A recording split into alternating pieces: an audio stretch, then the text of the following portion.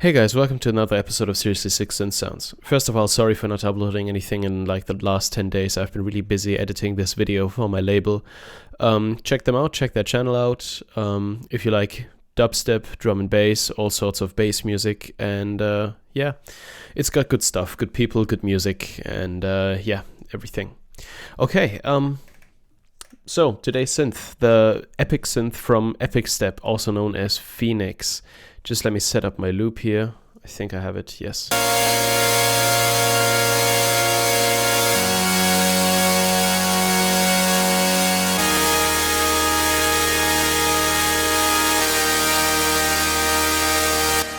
Okay, so the principle this patch works by is actually quite simple. Basically, fill everything with oscillators. That's pretty much it. Use all the oscillators. Alright, here's a combinator, and this combinator is called Massive 2 because I called this patch Massive because it's pretty massive. And as you can see here, let me just close off these effects. These are three Thors, each one with a dedicated equalizer and a distortion unit, and they all run into this mixer up here, which then runs into two stereo images. And these aren't send effects, these are insert effects. Okay, so for the first Thor, basically I didn't really change anything from the initialized patch. I just opened up three oscillators, spread them apart by 3 octaves. So this one's octave 5, octave 4, octave 3, and then also gave them full square waves. Opened up the filter all the way and started shaping them with the wave shaper, used saturation mode, and also I adjusted the amplitude envelope so that it's completely open. Also gave that some attack so that it sounds smooth and doesn't click. Let me just solo this Thor and put that in the middle. I'll just deactivate these effects. This is how the Thor patch sounds. Alright, so these are the raw oscillators. Now I'll put the shaper on there with saturation. Kind of grittens it up. And then I'll put an equalizer to cut some of the middle frequencies at around 500. Makes it sound a bit fatter, and then I added a Scream 4 with some tape distortion, high speed, low compression, high damage, to get it a bit, to make it, I can't talk, to get it a bit more gritty, to get it to be a bit more gritty. I used the cut section to cut some mids, boost the lows, boost the highs, get the basic, EQ slope. And for some reason the body section was still on because I forgot to deactivate it or to initialize the patch. Well, whatever, who cares? It sounds alright, so I'll just activate that. And that's the first one. And then this Thor right here is basically the Thor up here, but copied. And all I did here was change a couple of settings. You'll see that the pulse width numbers aren't exactly the same. Like this one up here in the first oscillator is 63. This one is 76.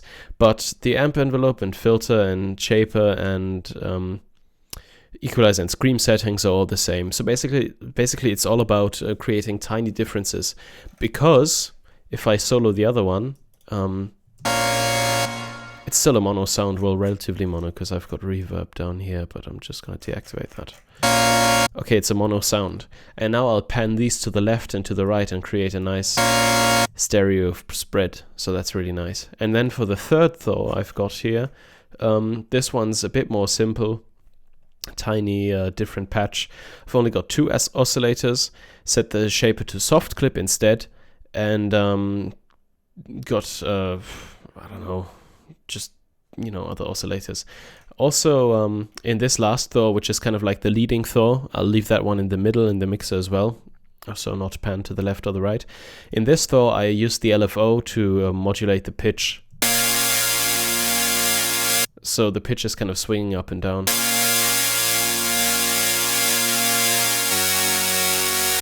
And show that more drastically here.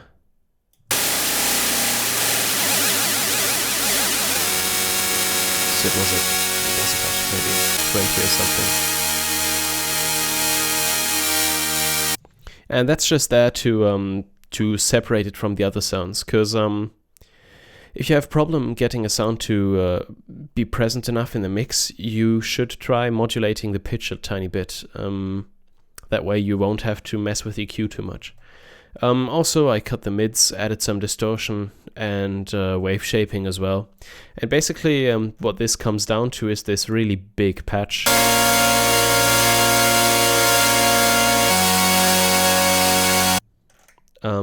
I then added the stereo. Hold on, let me just turn off the solo here. I then added the stereo images, and what many people don't know, this one's useless actually.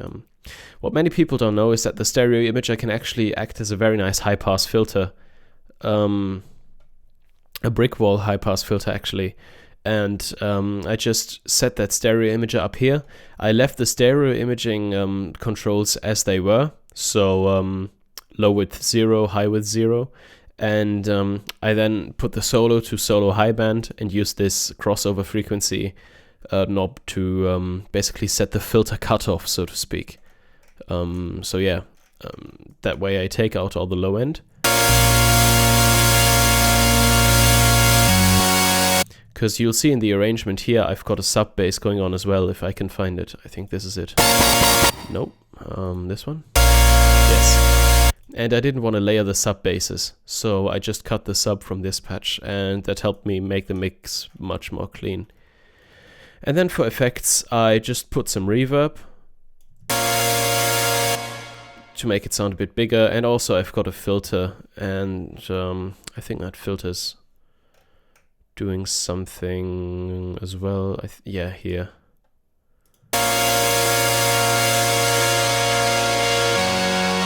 Just filters the patch down, you know.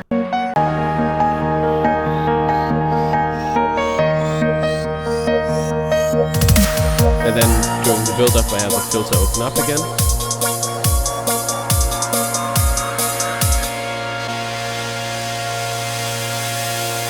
And once the filter is up, you proceed to the drop.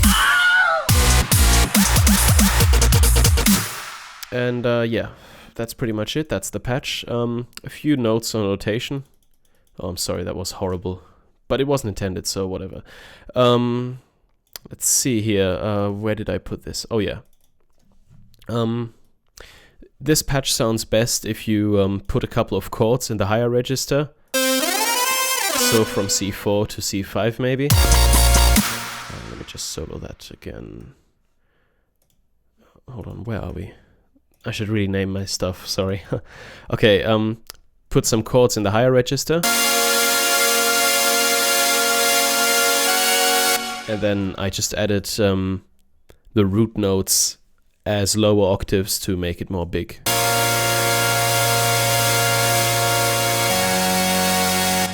And yeah, that's pretty much how you make this sound. Hope you guys enjoyed this tutorial.